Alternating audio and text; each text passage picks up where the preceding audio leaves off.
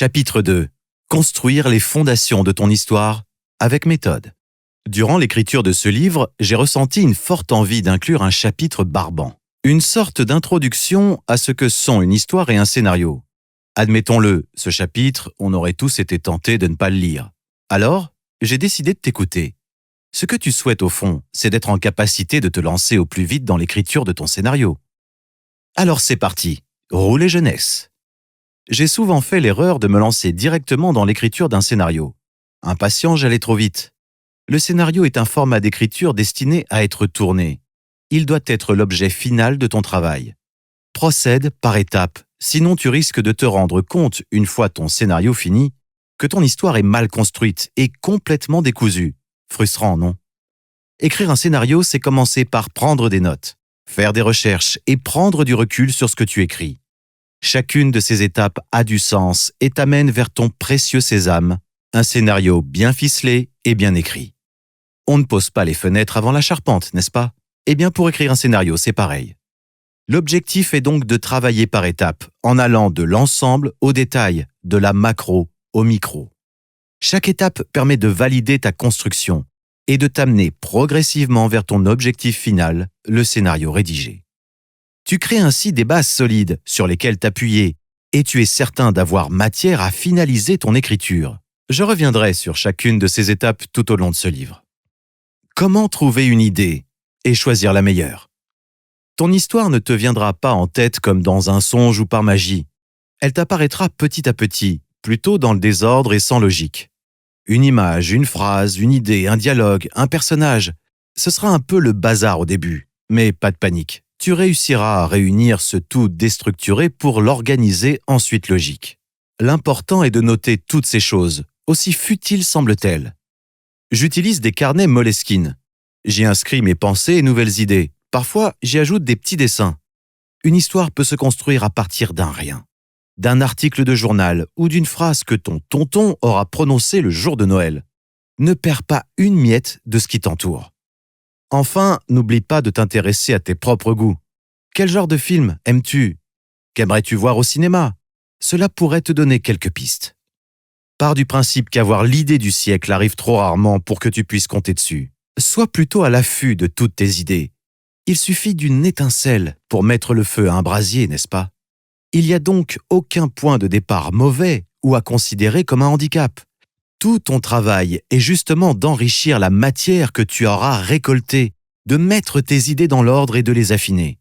Le métier de scénariste consiste à rendre tes idées cohérentes et à les étoffer selon une logique narrative et cinématographique. Car tu écris pour le cinéma. Tu as en tête une idée de film, donc tu dois respecter les codes spécifiques de ce médium. Si tu souhaites écrire une BD, tu devras la penser comme une BD. Une toile, la penser comme un peintre. Un roman comme un romancier, etc. Il en va de même pour l'écriture scénaristique. Tu développeras des idées, des sentiments, des émotions, des ressentis qui pourront s'exprimer par l'image animée et le son.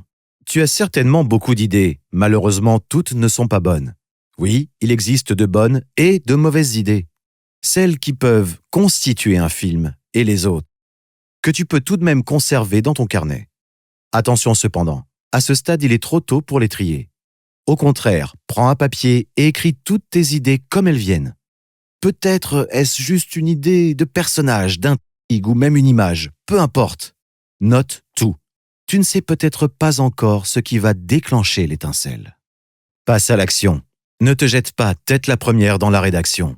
Procède étape par étape. Nous allons toutes les voir. Prends un papier et note toutes tes idées sans les juger. On les triera plus tard. Comment trouver ton thème et dévoiler ce que tu as vraiment dans le cœur?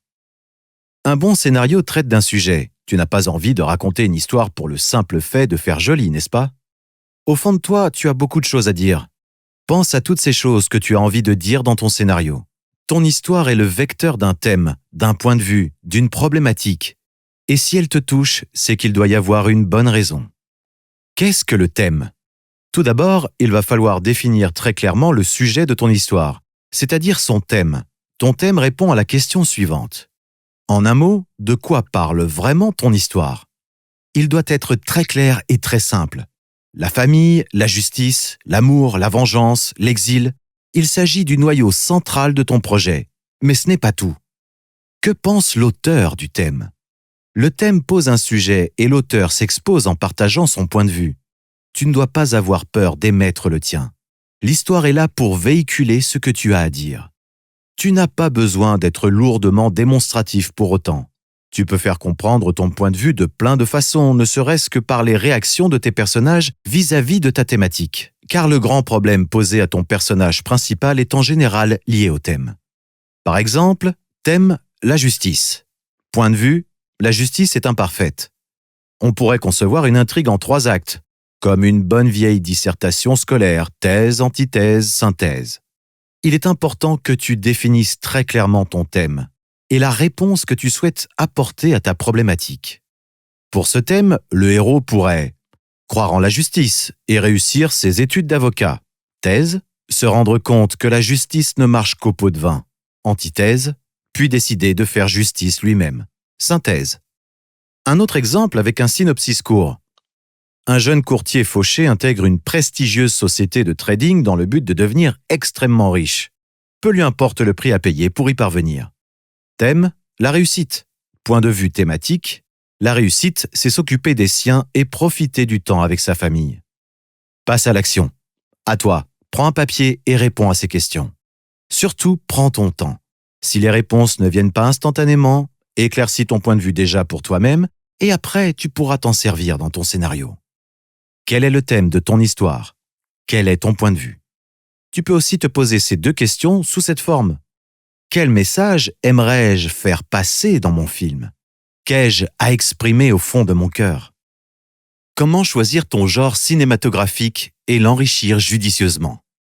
Voici une question cruciale avant de te lancer. Quel est le genre de ton histoire? Dans cette partie, je te propose des pistes sur le genre cinématographique, ses contraintes et ses ambitions.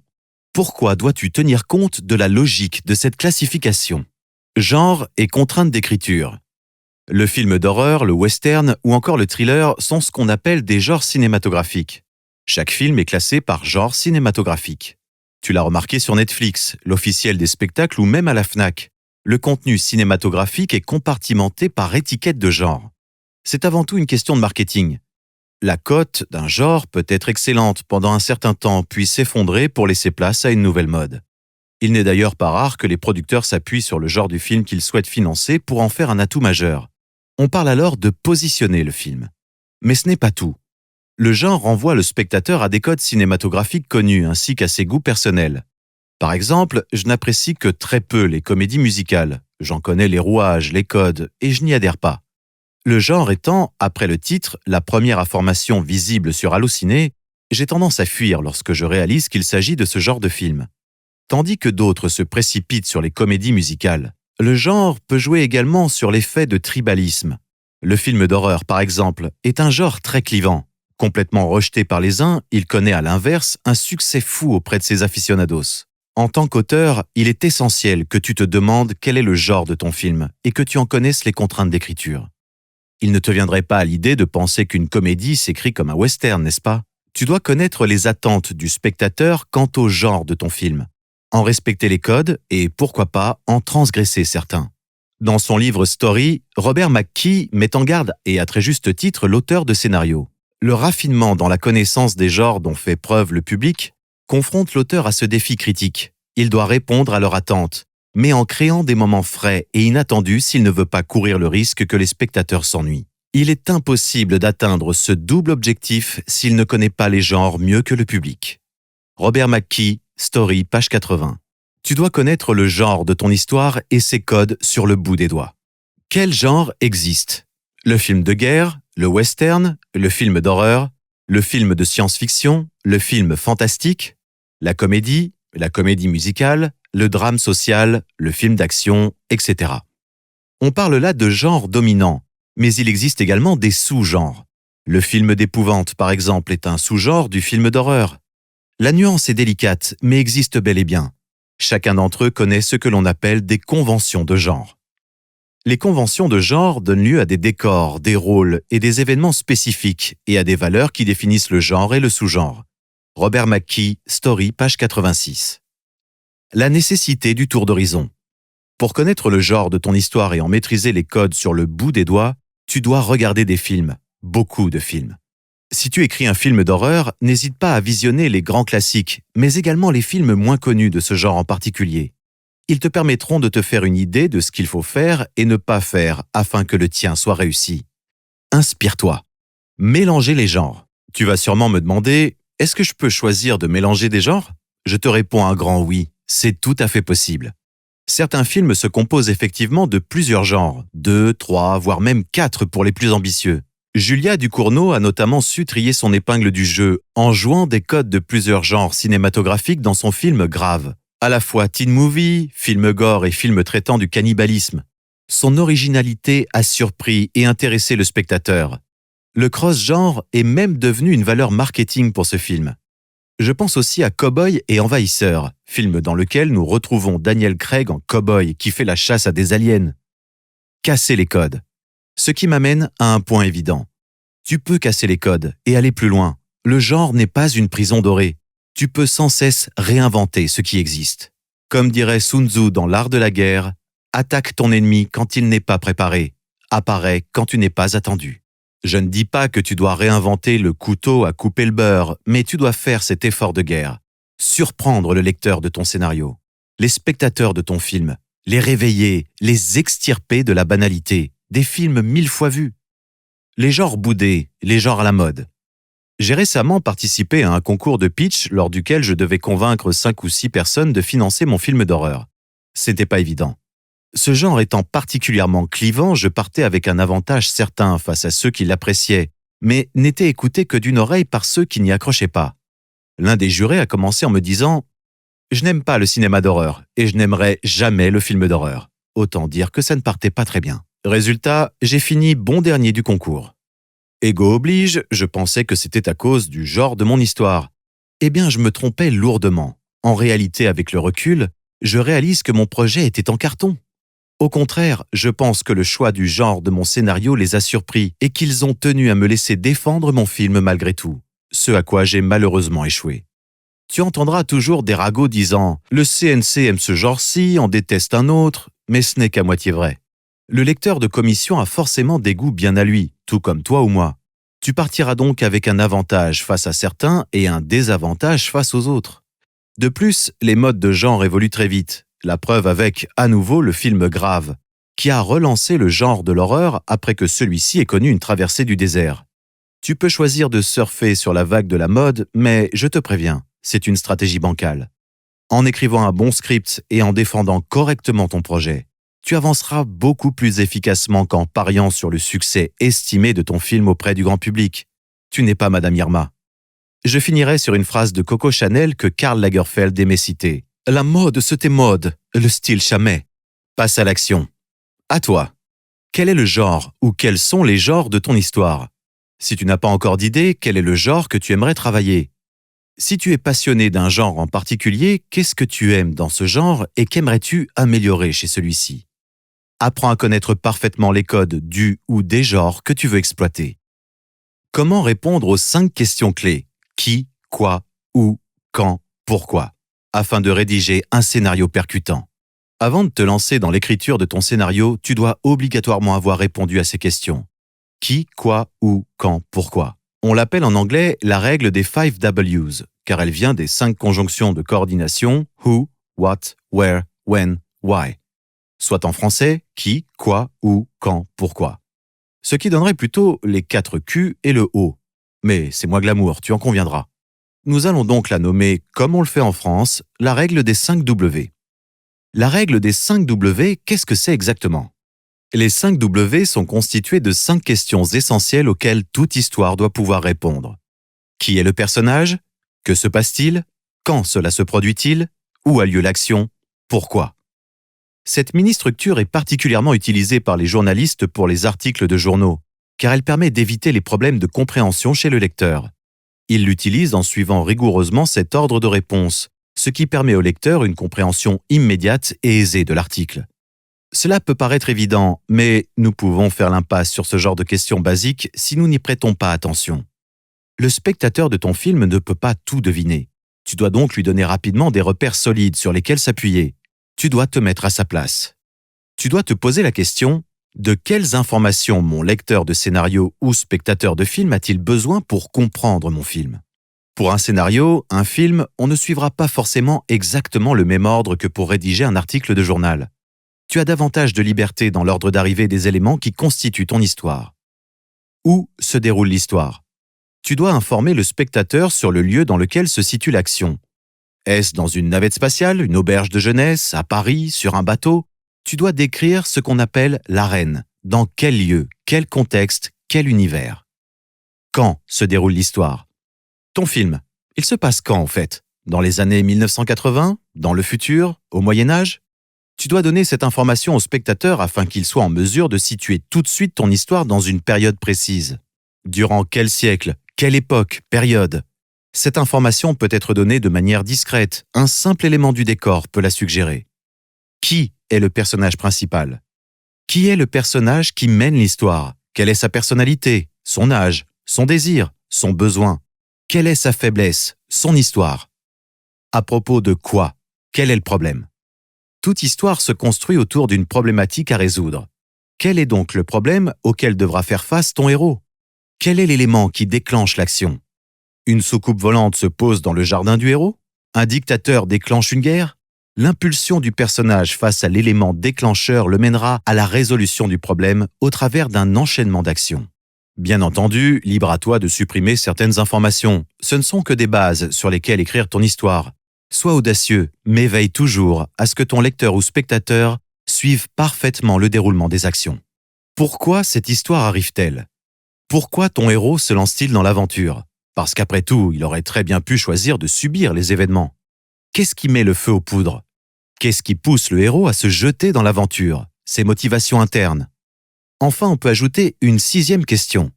C'est ce que propose Laure Gerbaud, écrivain, pour construire un roman. Elle considère donc que cela devient la règle des 6 W. Elle pose la question: comment se déroule l'histoire, l'intrigue? Comment se déroule l'histoire? Comment avance le héros? Comment s'enchaînent les péripéties? Comment s'enchaînent les surprises, les rebondissements, les scènes? Comment évoluent les relations entre les personnages? Comment évolue le protagoniste?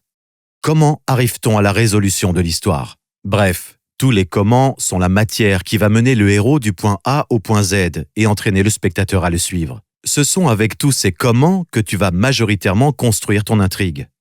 Et les comment sont matériels, ce sont des faits, des enchaînements de circonstances, d'actions qui structurent ton récit.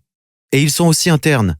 C'est la perspective et l'intention de ton héros et c'est la tienne en tant qu'auteur, car tu dois également résoudre la question: comment se termine mon histoire?